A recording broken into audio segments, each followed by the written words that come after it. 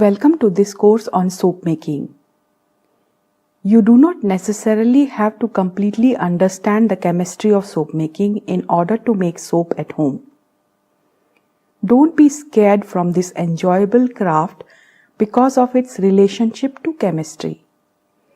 You can be a great soap maker even if you can't quite grasp the exact process of saponification. So why do we learn soap making?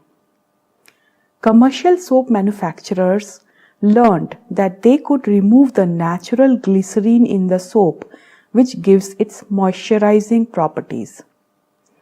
They sell glycerine or use it in other higher priced products like the moisturizers and cream you need when the soap dries out on your skin.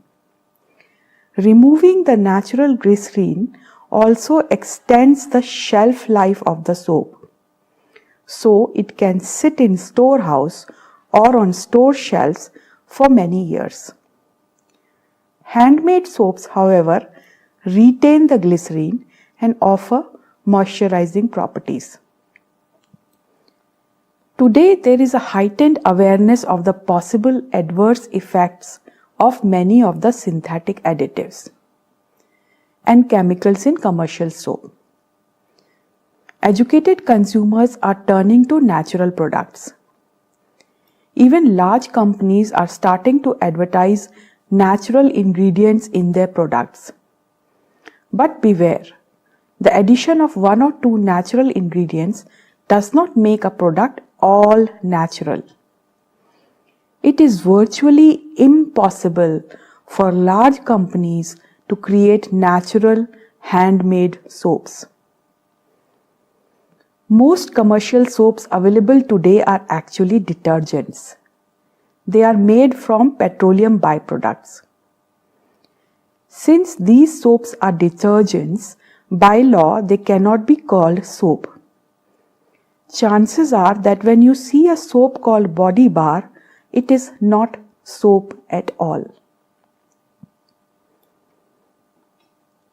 Background of soap making. Although no one really knows when the soap was discovered, there are various legends surrounding its beginning. According to Roman legend, soap was named after Mount Sapo, an ancient site of animal sacrifices. After an animal sacrifice, rain would wash animal fat and ash that collected under the ceremonial altars down to the banks of the Tiber River. Women washing clothes in the river noticed that if they washed their clothes in certain parts of the river, after a heavy rain, their clothes were much cleaner. Thus emerged the first soap, or at least the first use of soap. In Israel, Moses gave the Israelis detailed laws governing personal cleanliness.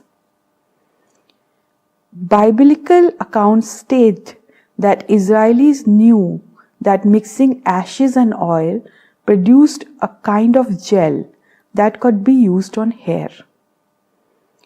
Soap is mentioned twice in the Bible, but it is generally agreed that the Hebrew word boreth, which has been translated as soap, is a generic term for any cleansing agent made from wood or vegetable ashes. In Greece, by the 2nd century AD, the Greek physician Galen recommended soap for both medicinal and cleansing purposes. In Europe, bathing habits all over Europe rose and declined with Roman civilization. When Rome fell in 467 AD, so did bathing. It is believed that the lack of cleanliness and poor living conditions contributed to the many plagues of the Middle Ages. Not until the 7th century did soap makers appear in Spain and Italy, where soap was made with goat fat and beech tree ashes. During the same period, the French started using olive oil to make soap. Eventually, fragrances were introduced and specialized soap for bathing, shaving, shampooing, and laundering began to appear. King Louis of France apparently guillotined 3 soap makers for making a bar that irritated his very sensitive royal skin.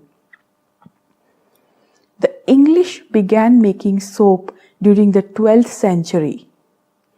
In 1633, King Charles granted a 14-year monopoly to the Society of Soap Makers of Westminster. Early soap making was done in open pans where lye, made from plant ash and limestone, was heated with animal fats. They were the ones who used Castile soap during the Tudor period. During the reign of Elizabeth I, soap consumption in England was greater than any other European country. It seems that Queen Bess set the fashion herself, for it was reported that Queen took a bath every 4 weeks, whether it was necessary or not. By the beginning of the 19th century, soap making was the fastest growing industry in the US. How the soaps were made? Rural Americans made soap using a process from the colonial times. They would save ashes from their fires for a month. When they had enough fat left over from butchering hogs, they would make soap. The most difficult part of early soap making was determining if the lye was of the correct strength. The lye water was considered the proper strength to make soap when an egg or small potato placed in the solution floated above halfway beneath the surface of the solution. If the egg or potato floated on the top, the lye was too strong. If it sank quickly, the lye was too weak. Some early soap makers used goose or chicken feathers to test their lye. If the feather inserted in the lye water began to dissolve in it, then the lye water was of the right strength. The first commercial soap was made during the World War I. The injuries of war brought an increased need for cleansing agent. However, at the same time, the ingredients needed to make soap were scarce. German scientists created a new form of soap made with various synthetic compounds, and as a result, detergents were born. After the Great World War and until the 1930s, soap was made by a method called batch kettle boiling. Commercial soap makers had huge 3-story kettles, which produced thousands of pounds of soap over the course of about a week. Shortly thereafter, an invention called continuous process was introduced and refined by Procter & Gamble.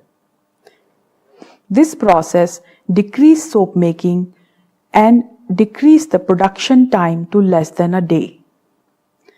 Large commercial soap manufacturers still use this continuous process. Thus, soap making has a long history. Today, commercial soaps are made in factories and industries. But handmade soap still has its value because of the organic properties.